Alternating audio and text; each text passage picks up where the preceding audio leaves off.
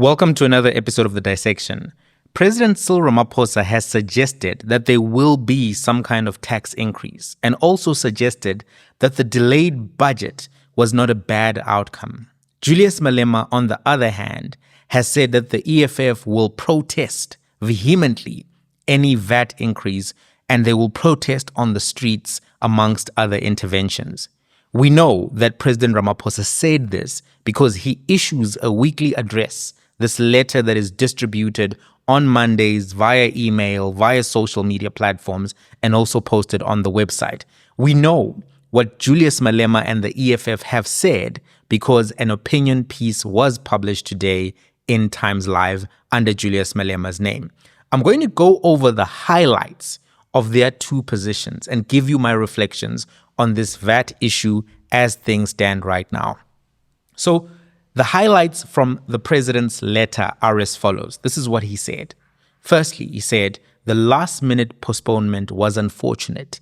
It gave rise to concern and uncertainty among South Africans, investors, and the financial markets who look to the budget for important signals about the state and direction of our economy. He went on to say, this is the first time that the budget is being presented by the Government of National Unity.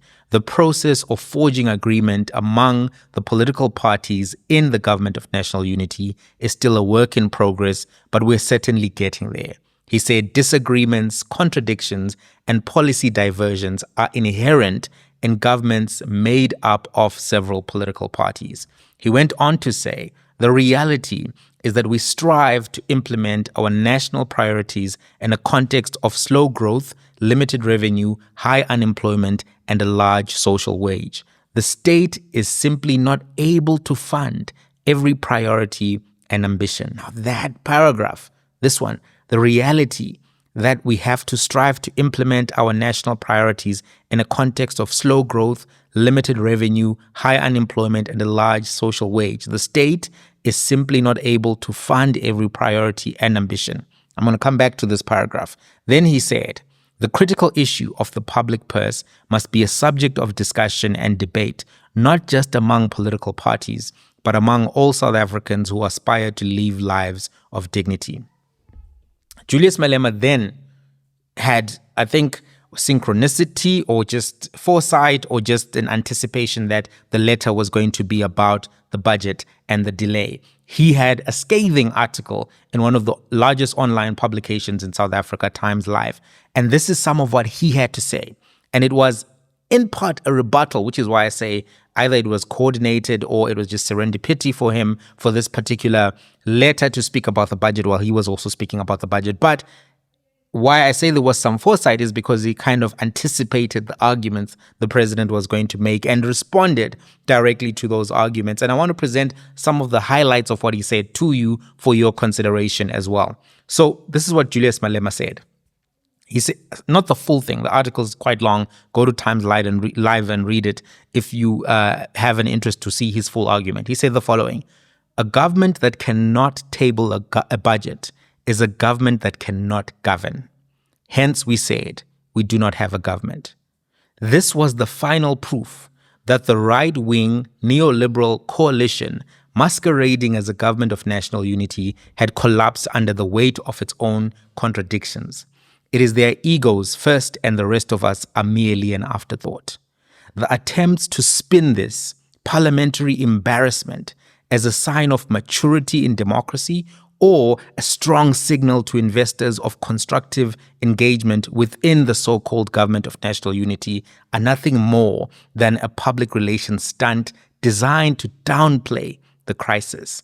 This is the language of those who seek to protect the incompetence of a failing coalition government, a desperate attempt to pacify the people while shielding the government of national unity from accountability.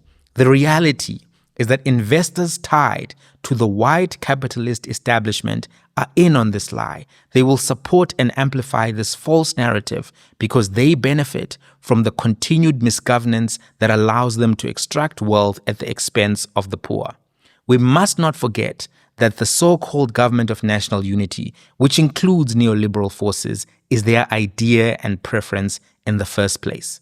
There's nothing mature about a government that cannot present a budget? Nor is there anything reassuring to investors about political instability masquerading as engagement. This is not a moment of democracy at work. It is a moment of failure disguised as negotiation. For far too long, the ruling party has governed under the influence of an incompetent and unchecked national treasury that prioritizes foreign investors over the needs of ordinary South Africans. They have treated the poor and working class with disdain, consistently making economic decisions that entrench inequality. This was most evident in 2018 when former Finance Minister Malusi Gigaba increased VAT from 14% to 15% without justification except to please so-called investors. Instead of implementing a wealth tax or increasing corporate tax in proportion to the massive profits made by multinational corporations, the ruling party chose to place the financial burden on the shoulders of the poor. So these are some of the highlights of what Julius Malema had to say. Now, let me give you my thoughts on this moment and where the conversation around VAT stands right now. Number one, based on the letter from the president, it's clear that the ANC was leaning towards a VAT increase. If they push this through, it will be a very unpopular decision and will most likely cost the ANC in the coming elections because it's going to increase the cost of living exponentially and people are going to feel it. It's my view that the Minister of Finance would not push for such a dramatic increase in value-added tax without the knowledge and the go-ahead from the president himself. The letter seems to suggest that the president is looking at tax increases to fund the challenges that he mentioned in the letter.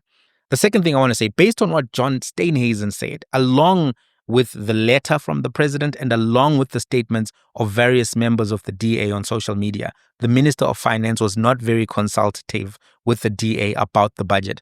This we need to negotiate, we need to discuss, is almost an acknowledgement that not enough was done prior to do those particular things by the government, by the ANC. That's just something that we have to think about and be aware of. Based on how the ministers conducted themselves last week, right, when the hot mic incident happened and exposed their views on the SARS commissioner, I can also see how the Minister of Finance can be a difficult work colleague and or boss.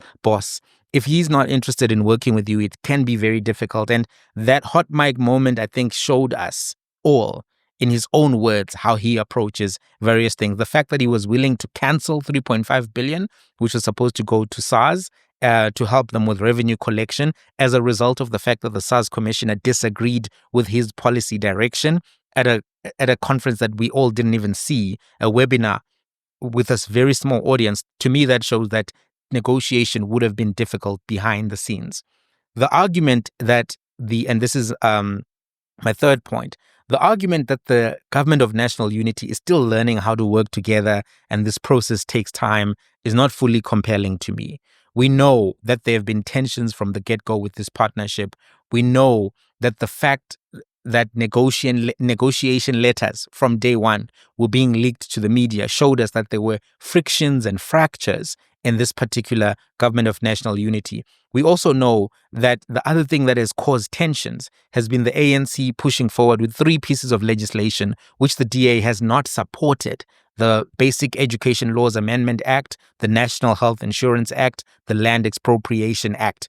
All of those 3 have been points of friction and have been points of contestation within that coalition. So the idea that, this is just a process because there are many of us who are negotiating, I think it is putting lipstick on the pig, as they say, because there are frictions already in that coalition. Also, we now have seen how the minister conducts himself, and this suggests really that this was a massive and colossal failure of the government. We should not underplay what has happened. It was a very significant thing. There have only been 2 times since 1994 when there was a delay, let alone a cancellation of a sitting of parliament. This was the first cancellation of a sitting of parliament in 31 years. That's significant, and it's not something that should be underplayed. I do think that the whole, no, it takes time, or cooking oxtail, oxtail takes time, that's not necessarily what we're seeing here. The kitchen has chefs who are fighting.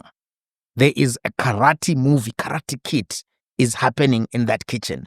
And this is why the food is not being delivered. In fact, the oxtail may already have been spilt on the floor, scooped up, put back on the stove. We have no idea what the kitchen is looking like in terms of unity. The other thing that suggested that there was friction already and a failure of leadership to resolve that is because the medium-term strategic plan has not been presented to South Africa. It's a plan that gives the 3 to 5 year strategy of the administration. The DA and the ANC have not been able to put it together because they disagree fundamentally on what the economic direction is. They disagree on policies, while the president himself is somebody who is on the neoliberal side, pro-business, pro-capital. The rest of his organization is not necessarily in tandem with that, and they will not necessarily be able to get a pro-neoliberal strategic plan put in place without massive concessions to the left side of the ANC. And some ministers are willing to have those fights and willing to push back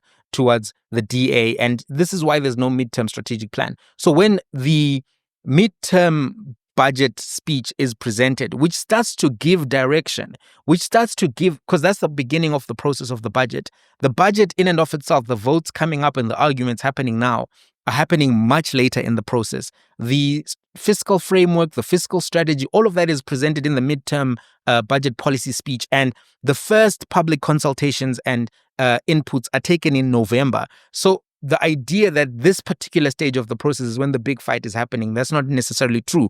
The fact that there was no midterm strategic plan presented before the midterm budget policy speech already indicated that there were going to be problems with this budget. And there's been a failure to bring those two entities together to make sure that a budget is presented coherently, on time, and without creating drama. So moving on to my next point. Even though all of this is the case, the rand has actually stabilized after the shock announcement that, the budget would not be presented. And I have a hypothesis that I want to present to you and tell you why I think this is. I think that the rand remained stable and strengthened for two reasons.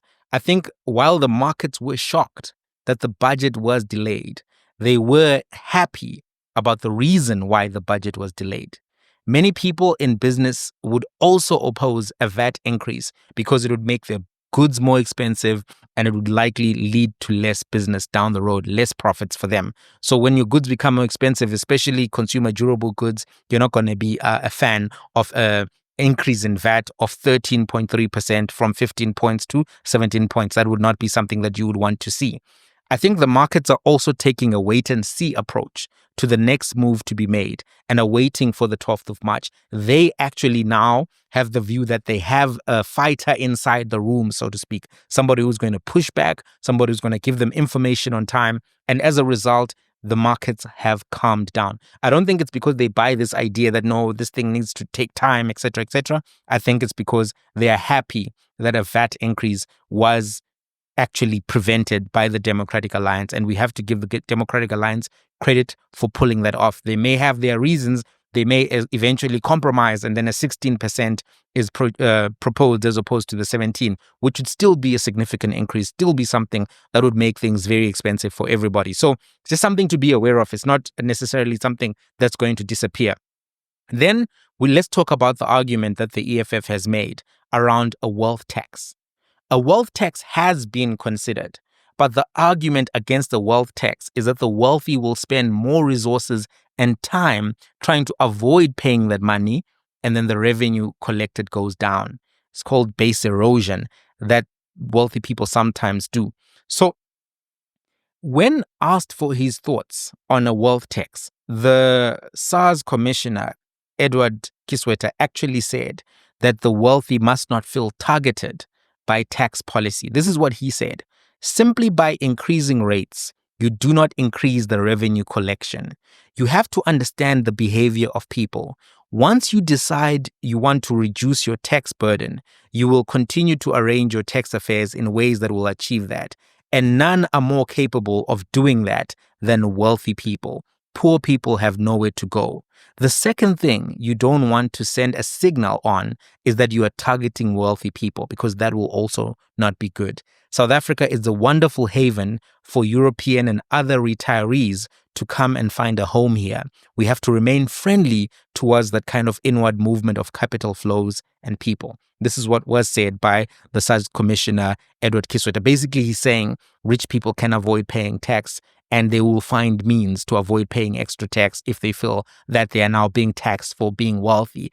And just so you know, in 2017, South Africa introduced a tax reform that increased the top marginal tax rate from 41% to 45% for incomes over 1.5 million rands, with the reform meant to increase government revenue and reduce after-tax income inequality.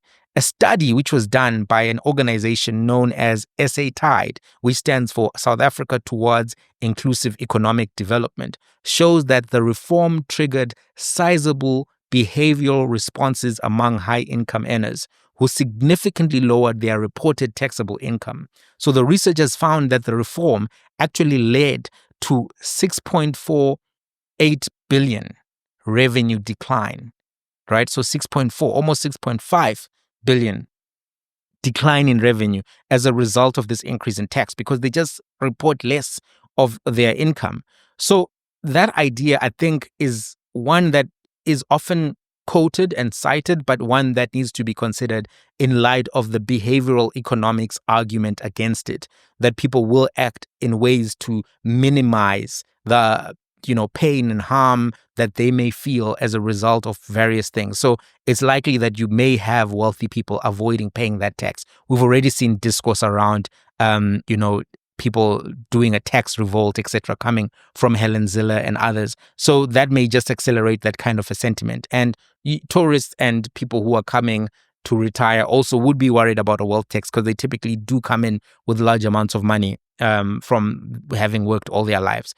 So the other argument that Julius Malema made that may be easier to do, but may also still not happen, he said the following: the claim that increasing corporate income tax would lead to job losses is a lie perpetuated by capitalists who refuse to contribute fairly to society. The reality is that South African companies have not created jobs despite being given every opportunity to maximize profits under favorable laws. So what he's referring to here is this argument of the trickle-down effect, how companies often say, reduce regulation, reduce taxation, we will create jobs, and then you will see prosperity like you've never seen it before. As Donald Trump would say, so much winning, so much winning. But what he's saying is that we haven't seen so much winning. In fact, we've seen a lot of losing, right? Because unemployment has actually increased. Right now, we're sitting on unemployment at 42% on the expanded definition, with young people between the ages of 15 to 25 at 70% unemployment, and young people between the ages of 25 and 35, the most productive years when you're supposed to actually be working, 25 to 35, that unemployment rate is sitting at 50%. So between the ages of 15 to 35, unemployment is 60%. That's a significant amount of people. 3 out of 5 people between the ages of 15 to 35 are unemployed. So that's adverse. So he may be making a valid argument here that companies do not always pass down profits or create jobs. And in fact, what we see often is that companies use technology to streamline and to reduce their wage bill. They will outsource, they will be very creative. AI is actually accelerating that trend. When software becomes available, when various technologies become available that allow companies to reduce the number of people working for them, they often take those opportunities. So a corporate income tax is something that could be considered, but it's not likely to be considered seriously because the Ramaphosa administration is pro-big business and works closely with big business. If you think about it, 100 CEOs have made contributions to the president's project management office in the presidency. Additionally, 100 of them have campaigned to help him get elected. You remember the Save South Africa initiative? You remember the Defend Our Democracy initiatives? CEOs have really been behind the president. When we saw some reporting around the people who donated to his CR17 campaign to get elected in the ANC conference of 2017, a lot of big businessmen's names were also indicated there. So people don't do that for nothing. They do it to get favor, to get access. The president himself is a billionaire, and somebody who's coming from the business environment, he's not likely to favor a corporate income tax. So as things stand, it looks like the VAT increase is still on the table. But the VAT increase is something really that will be damaging to the economy at this particular stage and could end up with more job losses, more expensive cost of living, and actually push up inflation. So it's not a desirable option, but based on the president's letter, it looks like that's the direction that they're willing to go. I don't know. What do you guys think? Let's have a conversation. Till the next one.